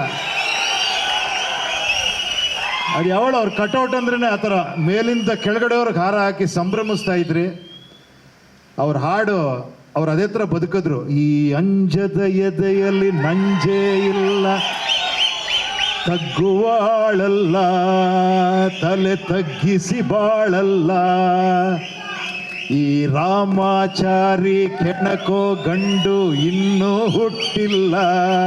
ಹಾ, ರೋಮಾಂಚನ ಆಗುತ್ತೆ ಆ ಸಿನಿಮಾ ನೆನೆಸ್ಕೊಂಡ್ರೆ, ಅವರ ಪರ್ಫಾರ್ಮೆನ್ಸ್ ನೆನೆಸ್ಕೊಂಡ್ರೆ. ಭಾಳ ತುಂಬ ಖುಷಿ ಅನ್ನಿಸ್ತು ಈ ಪ್ರೋಗ್ರಾಮ್ ಬಂದು. ಎಲ್ಲದಕ್ಕಿನ್ನ ಕೋಟಿಗೊಬ್ಬ ಪಿಕ್ಚರಲ್ಲಿ ನಮ್ಮ ಶ್ರೀಮತಿಯವರು ಆ ಪಿಕ್ಚರಲ್ಲಿ ಮಾಡಿರೋದು ಇನ್ನೊಂದು ವಿಶೇಷ, ಮತ್ತು ಅದು ರಿಲೀಸ್ ಮಾಡ್ತಿರೋದು ಇನ್ನೊಂದು ವಿಶೇಷ. ಅವ್ರ ಸಿನಿಮಾಗಳೆಲ್ಲ ಅವಾಗ ರಿಲೀಸ್ ಆಗ್ತಾನೆ ಇರಬೇಕು. ನಾಗರಾವ್ ಮತ್ತೆ ಬರಬೇಕು ಅಲ್ವಾ? ಎಲ್ಲ ಬರ್ತಾನೆ ಇರಬೇಕು. ಇವತ್ತಿಗೂ ಹಂಗಂದ್ರೆ ಆ ಕ್ರೇಜೇ ಬೇರೆ. ಲಯನ್ನೇ ಥ್ಯಾಂಕ್ ಯು, ತುಂಬ ಸಂತೋಷ ಆಯಿತು ಈ ಒಂದು ಸಂದರ್ಭ ಸಿಕ್ಕಿ ಅವ್ರ ಬಗ್ಗೆ ನೆನೆಸ್ಕೊಳ್ಳೋ ಒಂದು ಅವಕಾಶ ಮಾಡಿಕೊಂಡಂಥ ಬಾಬು ಅವರಿಗೆ ತುಂಬ ಥ್ಯಾಂಕ್ಸು. ಈಗ ಅವ್ರು ಎಂಥ ಅಭಿಮಾನಿ ಅಂದರೆ ಅವ್ರ ಹೆಸರಲ್ಲೇ ಪಿಕ್ಚರ್ ಮಾಡ್ತೀರಿ. ಅವರಿಗೆ ಕೊಟ್ಟಿರೋ ಟೈಟ್ಲಲ್ಲೇ ಭಾರ್ಗವ ಅಂತ. ನಾನು ಹೇಳಿದೆ, ನಿಮ್ಮ ಪ್ರೀತಿ, ನಿಮ್ಮ ಅಭಿಮಾನ, ಮತ್ತು ಅವರು ನಿಮ್ಮನ್ನು ಆಶೀರ್ವಾದ ಮಾಡ್ತಾರೆ, ಒಳ್ಳೇದಾಗತ್ತೆ ಈ ಪಿಕ್ಚರ್ಗೆ ಅಂತ. ಮತ್ತೆ ನಾಗಣ್ಣ ಅವರಿಬ್ಬರು ಕಾಂಬಿನೇಷನಲ್ಲಿ ಭಾರ್ಗವ ಅಂತ ಮಾಡ್ತಾ ಇದ್ದೀವಿ. ಒಳ್ಳೇದಾಗಲಿ ಬಾಬು ಅವರೇ, ಎಲ್ಲರಿಗೂ ಒಳ್ಳೇದಾಗಲಿ. ನಿಮಗೆಲ್ಲರಿಗೂ ತುಂಬ ವಿಶೇಷವಾದ ವಿಷಯ ಹೇಳಿದ್ರಿ ನೀವು. ಭಾಳ ಆಶ್ಚರ್ಯ ಅನ್ನಿಸ್ತು, ವಿಷ್ಣು ಸರ್ ವಾಚ್ ಕೊಟ್ಬಿಟ್ಟು ಆಶೀರ್ವಾದ ಮಾಡಿದ್ದು. ಆ ಥರ ತುಂಬ ವಿಷಯ ಇದೆ ಅವ್ರದ್ದು. ಅದು ಹೇಳ್ತಾ ಕೂತ್ರೆ ಇನ್ನೊಬ್ರು ಒಂದಷ್ಟು ಜನ ಹೇಳಲಿ ಅಂತ ನಾನೇ ಹೇಳ್ತಾ ಇರ್ತೀನಿ ಅವ್ರ ಬಗ್ಗೆ ಮಾತಾಡ್ತಾ ಇದ್ರೆ. ಒಳ್ಳೇದಾಗಲಿ ಎಲ್ಲರಿಗೂ, ನಿಮಗೆಲ್ಲರಿಗೂ ಒಳ್ಳೇದಾಗಲಿ. ಎಲ್ಲ ಹಿಂಗೆ ನಗನಕ್ಕೊಂಡಿರಿ, ಖುಷಿಯಾಗಿ, ತಲೆ ಕೆಡಿಸ್ಕೊಂಬಿಡಿ, ಯೋಚನೆ ಮಾಡಬೇಡಿ. ಓಕೆ, ಹ್ಯಾಪಿಯಾಗಿರಿ. ಖುಷಿಯಾಗಿದ್ದರೆ ಲಕ್ಷ್ಮಿ ಇದ್ದರೆ ಖುಷಿ ಬರ್ತಾಳೆ ಅಂದರೆ, ಖುಷಿಯಾಗಿದ್ದರೆ ಲಕ್ಷ್ಮಿ ತಾನಾಗ್ತಾನೆ ಬಂದೇ ಬರ್ತಾಳೆ. Okay, thank you, thank you, thank you, thank you. ಕಾರ್ಯಕ್ರಮದ ಕೊನೆಯದಾಗಿ ಗಣೇಶ್ ಅವರು ಮಾತಾಡಬೇಕು. ಮಾತಾಡಿದ ಮೇಲೆ ನಮ್ಮ ಚಿತ್ರದ ಟ್ರೈಲರ್ ಒಂದು ಲಾಂಚ್ ಆಗಬೇಕು. ದಯವಿಟ್ಟು ಅದಕ್ಕೋಸ್ಕರ ಮುಗಿದ ತಕ್ಷಣ ಎಲ್ಲ ಎದ್ದೋಗಬೇಡಿ. ಅವರು ಕೂಡ ನಿಮ್ಮ ಜೊತೆನೆಲ್ಲ ಟ್ರೈಲರ್ನ ನೋಡ್ತಾರೆ. ಗಣೇಶ್ ಅವರು ಮಾತಾಡಿದ ಮೇಲೆ ಗಣೇಶ್ ಅವ್ರದ್ದು ಒಂದು 2-3 ಫೋಟೋಗಳು ಹುಡುಕ್ತಾ ಇದ್ದು, ನಮಗೆ ಆ ಫೋಟೋ ಸಿಗ್ತಾ ಇಲ್ಲ. ಅವರ ಒಂದು ಸ್ಟಾರ್ ಕಟ್ತಾ ಇರೋದು ನಮ್ಮ ಖದರ್ ಕುಮಾರ್ ತಂದುಕೊಡ್ತೀನಿ ಅಂತೇಳಿ ಒಂದು 15 ದಿನದಿಂದ ಏಮಾರಿಸ್ಬಿಟ್ರು. ಆದರೂ ಬೇಜಾರಿಲ್ಲ. ಆದರೆ ಅವ್ರ ಬಗ್ಗೆ ನಾನು ಸಿಕ್ಕಿದಾಗೆಲ್ಲ ಗಣೇಶ್ ಅವರು, ಅಣ್ಣ ನೀವು ಸ್ಟಾರ್ ಜೊತೆ ಹೆಂಗಿರ್ತಿದ್ರಿ, ಅಣ್ಣ ನೀವು ಸ್ಟಾರು ಮೂಡ್ ಹೆಂಗಿರ್ತಿತ್ತು, ಸ್ಟಾರ್ ಶೂಟಿಂಗ್ ಬಂದರೆ ಏನು ಹೇಳ್ತಿದ್ರು, ಬರೀ ಇದೇ ಕೇಳೋರು. ಸರ್ ಯಾಕೆ ಸರ್ ಅಂತಂದೆ, ಇಲ್ಲಣ್ಣ ನಾನು ಹಿಂಗಣ ಹಂಗಣ ಅಂತಂತಂದವ್ರು. ಅದಕ್ಕೆ ನಾನು ಹೇಳಿದೆ, ಹಂಗಿದ್ರೆ ಒಂದು ಕೆಲಸ ಮಾಡಿ ಅವ್ರ ಅಭಿಮಾನಿಗಳ ಮುಂದೆನೇ ಬಂದು ಮಾತಾಡ್ಬಿಡಿ ನೀವು, ಅದೇ ಕರೆಕ್ಟಾಗಿ ಅವಾಗ ಸರಿ ಹೋಗ್ತಿದ್ದು ಅಂತ ಹೇಳಿ ಈ ಕಾರ್ಯಕ್ರಮಕ್ಕೆ ಅವ್ರನ್ನ ಆಗಮಿಸಿ ನಮಗೆ ಒಂದು ಬಲ ತಂದು ಕೊಟ್ಟಿದ್ದಾರೆ. ದಯವಿಟ್ಟು ಒಂದೆರಡು ಮಾತು ಹೇಳಬೇಕು ಅಂತೇಳಿ ಗಣೇಶ್ ಅವ್ರನ್ನ ಕೇಳ್ಕೊಂಡೆ. ವೇದಿಕೆ ಮೇಲೆ ಇರುವಂತಹ ಗಣ್ಯರೇ, ವೇದಿಕೆ ಮುಂದೆ ಇರುವಂತಹ ಅತಿ ಗಣ್ಯರೇ, ನಿಮ್ಮೆಲ್ರಿಗೂ ನಮಸ್ಕಾರ. ನಾನಿಲ್ಲಿ ಒಬ್ಬ ಗೋಲ್ಡನ್ ಸ್ಟಾರ್ ಆಗಿ ಬಂದಿಲ್ಲ, ನಾನು ವಿಷ್ಣು ಸರ್ ಅವರ ಅಭಿಮಾನಿಯಾಗೇ ಬಂದಿರೋದಿಲ್ಲ. ನಾನು ಆ್ಯಕ್ಟ್ರ್ ಆಗಿರಲಿಲ್ಲ ಅಂದಿದ್ರೆ ಖಂಡಿತವಾಗ್ಲೂ ಅಲ್ಲೇ ಬಂದು ಶಿಳ್ಳೆ ಚಪ್ಪಾಳೆ ಹೊಡಿತಿದ್ದೆ. 25 ವರ್ಷ ಆಯಿತು ಕೋಟಿಗೊಬ್ಬ ಮತ್ತೆ ಬರ್ತಾ ಇದೆ ಅಂತ. ದೊಡ್ಡ ದೊಡ್ಡವರು ಮಾತಾಡ್ಬಿಟ್ಟಿದ್ದಾರೆ, ನನಗೇನು ಮಾತಾಡಬೇಕು ಅಂತ ಗೊತ್ತಾಗ್ತಿಲ್ಲ. ನಾನು ಚಿಕ್ಕ ಹುಡುಗನಿಂದನೂ ವಿಷ್ಣು ಸರ್ ಅವರ ದೊಡ್ಡ ಅಭಿಮಾನಿ. ನಾನು ಹೆಚ್ಚು ಎಲ್ಲೂ ಹೇಳ್ಕೊಂಡಿಲ್ಲ. ಈ ಬಳೆ ಕೂಡ ಅದಕ್ಕೋಸ್ಕರನೇ ಹಾಕ್ಕೊಳ್ಳೋದು. ನೀವು ನನ್ನ ಹೀರೋ ಆದಮೇಲಲ್ಲ, ನಾನು ಯಾವಾಗ ಕಾಮಿಡಿ ಟೈಮ್ ಮಾಡ್ತಿದ್ನೋ ಇಲ್ಲ ನನ್ನ ಯಾವುದು ಸೀರಿಯಲ್ ನೋಡಿದ್ರೂ ಕೂಡ ಕೈಯಲ್ಲಿ ಒಂದು ಬಳೆ ಇದ್ದೇ ಇರುತ್ತೆ. ಅಷ್ಟು ಫ್ಯಾನ್ ನಾನು ಅವ್ರಿಗೆ. ಅವರ ಪ್ರತಿಯೊಂದು ಸಿನಿಮಾ, ನಾನು ಅವಾಗ ಇನ್ನು 7th ಸ್ಟ್ಯಾಂಡರ್ಡು, ಹೈಸ್ಕೂಲು, ಆ ಟೈಮಲ್ಲಿ ನನ್ನ ಶತ್ರು, ನಿಷ್ಕರ್ಷ, ಸಂಘರ್ಷ, ಕೋಟಿಗೊಬ್ಬ, ಹಾಲುಂಡ ತವರು ಸಿನಿಮಾದೊಂದು ಇನ್ಸಿಡೆಂಟ್ ಹೇಳಬೇಕು. ನಾನು ಕಲ್ಪನಾ ಥಿಯೇಟ್ರಲ್ಲಿ release. If you ask me, 90s Vishnu ಸರ್ದು ಯಾವ್ಯಾವ ಪಿಕ್ಚರ್ ಯಾವ್ಯಾವ ಥಿಯೇಟ್ರಲ್ಲಿ ರಿಲೀಸ್ ಆಯಿತು ಅಂದರೆ ನಾನು ಕಣ್ಣು ಮುಚ್ಕೊಂಡು ಹೇಳ್ತೀನಿ. ನನ್ನ ಶತ್ರು, ಮೇನಕ, ಹಾಲುಂಡ ತವರು, ಕಲ್ಪನಾ, ಯಾವ ಪಿಕ್ಚರ್, ಸಂಘರ್ಷ, ಅಭಿನಯ ಥಿಯೇಟ್ರು, ಅವಾಗ ಅಭಿನಯ ಥಿಯೇಟ್ರಲ್ಲಿ ರಿಲೀಸ್ ಆಗಿತ್ತು. ಸೊ ಅಷ್ಟು ಅಭಿಮಾನಿ ನಾನು. ಹಾಲುಂಡ ತವರು ಸಿನಿಮಾ ಸ್ಕೂಲ್ ಬಂಕ್ ಹೊಡೆದು ಬಂದು ನೋಡ್ತಾ ಇದ್ದೀನಿ.